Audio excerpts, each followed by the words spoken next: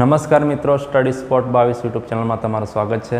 આજના વિડીયોમાં આપણે સ્વાધ્યાય 13.2ના દાખલા નંબર 1નો ઉકેલ મેળવીશું, જેમાં તેની રકમ આપી છે, દર્દીઓની સંખ્યા દીઠ તેમના ઉંમરોની સંખ્યાનો માહિતી આપી છે અને પૂછવામાં આવી છે કે આ માહિતીનો મધ્યક શોધો અને બહુલક શોધો। તો સૌપ્રથમ આપણે તેનો મધ્યક શોધીશું, ત્યારબાદ બહુલક શોધીશું। હવે મધ્યક શોધવાનો દાખલો આવે ત્યારે સૌપ્રથમ આપણે તેમાં આપેલા વર્ગોમાંથી તેની મધ્ય કિંમત શોધીશું। તો પ્રથમ વર્ગની મધ્ય કિંમત થશે 5 ને 15 20, 20 ભાગ્યા 2 કરતાં આપણને જવાબ મળશે 10। તો પ્રથમ વર્ગની મધ્ય કિંમત મળશે 10। હવે મધ્ય કિંમત ડાયરેક્ટ મેળવીશું, કારણ કે વર્ગ લંબાઈ સરખી છે, માટે મધ્ય કિંમતમાં તે વર્ગ લંબાઈ ઉમેરતા જઈશું અને મધ્ય કિંમતનું કોલમ બનાવીશું। તો 10 ને 10 થશે 20, કારણ કે તેમની વર્ગ લંબાઈ છે 10, માટે આપણે પ્રથમ વર્ગની જે મધ્ય કિંમત મળી તેમાં વર્ગ લંબાઈ 10 10 ઉમેરતા જઈશું। તો 10 ને 10 20, અહીંયા આવશે 30, 40, 50, 60। તો મધ્ય કિંમતનું કોલમ બનાવી દીધું।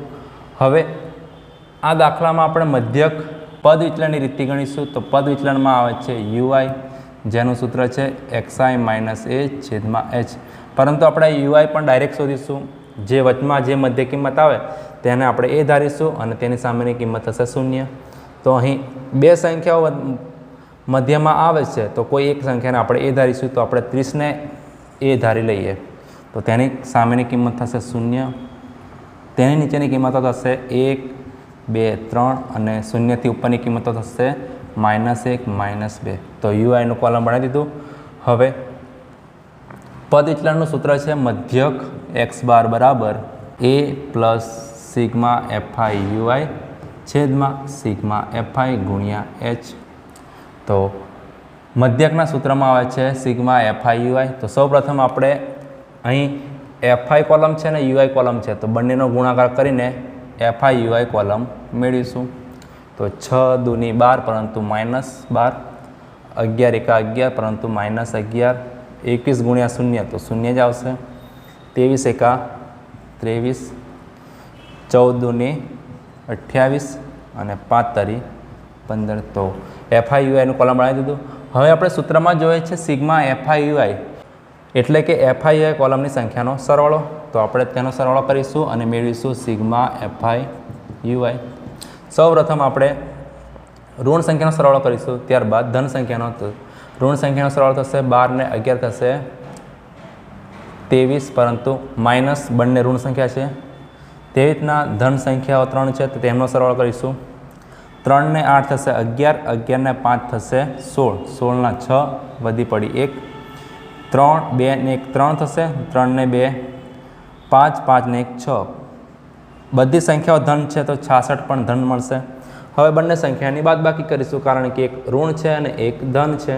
તો 66માંથી 23 બાદ કરીશું, તો 3 ને 4, પરંતુ મોટી સંખ્યા આગળ નિશાની છે ધનની, તો જવાબ પણ આવશે ધન। હવે સંખ્યામાં બીજી કિંમત જોઈએ છે સિગ્મા fi। તો આપણે fi કોલમની સંખ્યાનો સરવાળો કરીશું અને મેળવીશું સિગ્મા fi બરાબર 6 ને 1 7, 7 ને 1 8, 8 ને 3 થશે 11, 11 ને 4 થશે 15, 15 ને 5 થશે 20 નું 0 વધી પડી 2, 2 ને 1 3, 3 ને 2 5, 5 ને 2 7, 7 ને 1 8। તો અહીં સિગ્મા fi ની કિંમત મળશે 80। હવે બીજી કિંમત જોઈએ છે h। તો અહીં આ વર્ગોની વર્ગ લંબાઈ થશે 10, તો 10 એ આપણા h થશે। હવે આપણી પાસે બધી કિંમતો છે, તો સૂત્રમાં મૂકી દઈશું। તો સૂત્રમાં મૂકતા કિંમતો એની કિંમત છે 30 પ્લસ સિગ્મા fi યુઆઈની કિંમત છે 43 છેદમાં સિગ્મા fi ની કિંમત છે 80 ગુણ્યા h ની કિંમત છે 10।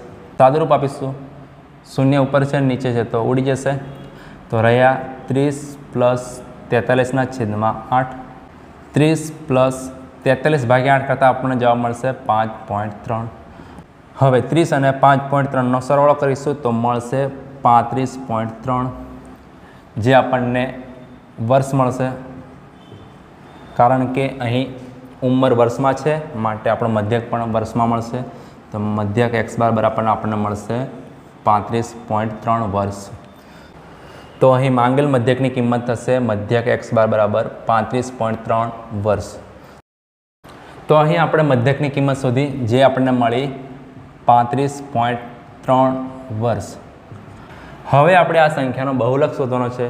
બહુલક શોધવો ખૂબ જ સરળ છે. એમાં બીજા કોઈ કોષ્ટકો બનાવવાના નથી. બે કોષ્ટકોમાંથી જે કિંમતો મેળવવાની છે અને સૂત્રમાં મૂકવાની છે. તો બહુલકનું સૂત્ર છે બહુલક z બરાબર L પ્લસ કૌંસમાં F1 માઇનસ F0 છેદમાં 2F1 minus F0 minus F2 કૌંસ પૂરો ગુણ્યા h. જ્યાં આપણે બધી કિંમતો શોધીશું આ બંને સ્તંભમાંથી અને તે સૂત્રમાં મૂકીશું. તો સૌ પ્રથમ આપણે બહુલકનું સૂત્ર લખીશું. બહુલક z બરાબર L પ્લસ કૌંસમાં F1 માઇનસ F0 છેદમાં 2F1 minus F0 minus F2 કૌંસ પૂરો ગુણ્યા h. હવે સૂત્રમાં જે કિંમતો જોઈએ છે તે આપણે આ બે સ્તંભમાંથી મેળવીશું. હવે બહુલકમાં બહુલક વર્ગ નક્કી કરવાનો આવે છે. હવે બહુલક વર્ગ કેવી રીતે નક્કી કરવો? તો કે સંખ્યામાં જે આવૃત્તિ આપી હોય તે આવૃત્તિમાં જે સૌથી મોટી આવૃત્તિ હોય તેની સામે જે વર્ગ આવે તે તેનો બહુલક વર્ગ થશે. બહુલક વર્ગ નક્કી કરવા માટે તમારે આવૃત્તિમાં દેખવાનું કે તેમાં કઈ આવૃત્તિ મોટી છે. જે મોટી આવૃત્તિ હોય તેની સામેનો વર્ગ થશે તેનો બહુલક વર્ગ. તો અહીં આપણને આવૃત્તિ આપેલી છે, તેની સંખ્યાઓ છે. આ આવૃત્તિમાં આપણને સૌથી મોટી આવૃત્તિ છે 23. તો તેની સામે જે વર્ગ છે 35 થી 45 તે આપણો બહુલક વર્ગ થશે. તો હવે બહુલક વર્ગ નક્કી થઈ ગયો તો એના પરથી આપણે બધી કિંમતો મેળવીશું અને પછી સૂત્રમાં મૂકીશું. તો અહીં આવૃત્તિઓમાં સૌથી મોટી આવૃત્તિ છે 23, માટે તેની સામેનો વર્ગ છે 35 થી 45 તે આપણો બહુલક વર્ગ થશે.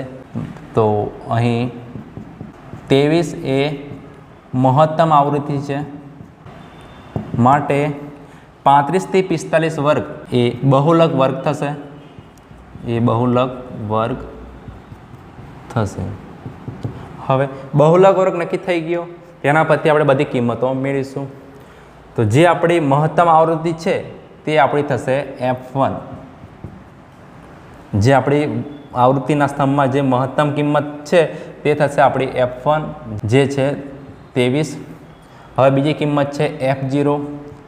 F0 એટલે બહુલક વર્ગની આવૃત્તિ થશે 23.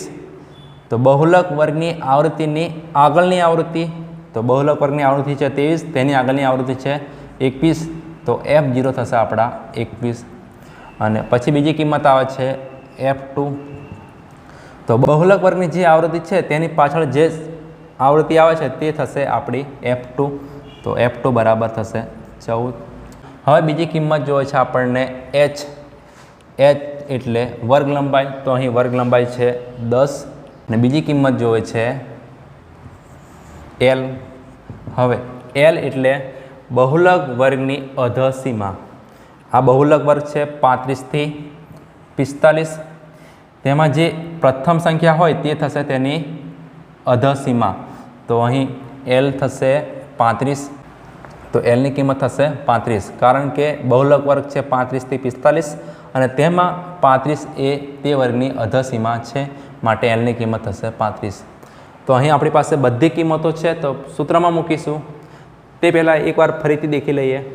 બહુલક વર્ગ નક્કી કરવા માટે આવૃત્તિમાં જે મહત્તમ આવૃત્તિ હોય તેની સામે જે વર્ગ હોય તે થશે બહુલક વર્ગ. હવે તેના પરથી બધી કિંમતો લખવાની. જે મહત્તમ આવૃત્તિ છે તે થશે F1, તેની આગળની જે આવૃત્તિ છે તે થશે F0, તેના પાછળની જે આવૃત્તિ થશે તે F2 થશે. અને વર્ગ લંબાઈ તો ખબર જ છે, ઉર્ધ્વસીમાથી અધસીમા બાદ કરવાની તો આપણને વર્ગ લંબાઈ મળશે. તો વર્ગ લંબાઈ થશે આ વર્ગની 10. અને L છે જે આપણે બહુલક વર્ગ નક્કી કર્યો છે તેની જે અધસીમા છે તે આપણો થશે L. હવે કિંમત મૂકીશું સૂત્રમાં.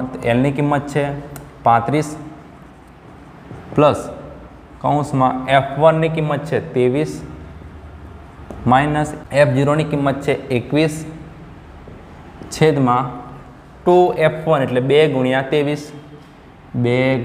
23 માઇનસ F0 છે 21 માઇનસ F2 છે 14 કૌંસ પૂરો ગુણ્યા hની કિંમત છે 10.